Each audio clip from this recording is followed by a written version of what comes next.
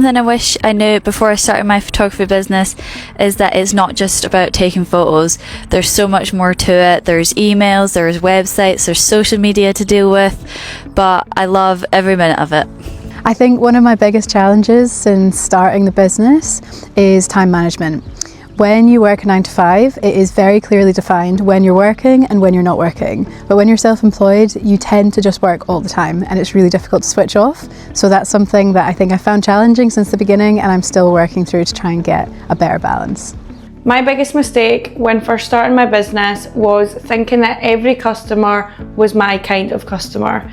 It took me a while to realise that I don't need to work with everybody that wants to work with me, and that protecting my own peace and my own skills is sometimes going to make my business more successful. So yeah, my advice to a young entrepreneur, anybody that's looking to start a business, would be to do something that you're passionate about, that you have an interest in, something that sort of reflects your personality and that you have a lot of knowledge about.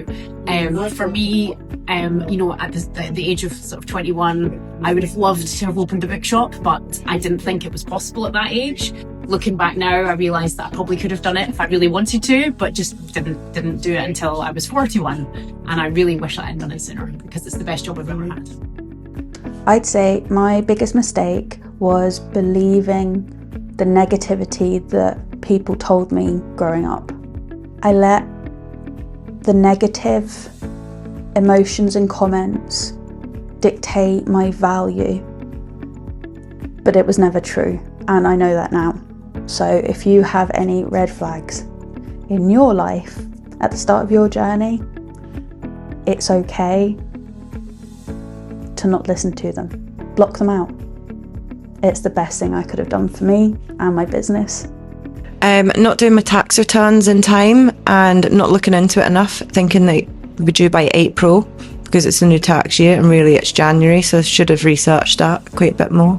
To do my tax returns in plenty of time and have all my stuff really organised and not wait a whole year to go through it all. The biggest mistake I would say you can make as a young person getting involved in business is entering into something that involves a large amount of capital investment at the beginning. So something where you have to hold a lot of stock. This carries with it a greater deal of risk if things don't go to plan, and ensuring there's a market for what you're selling before you do take the plunge and invest in stock is important.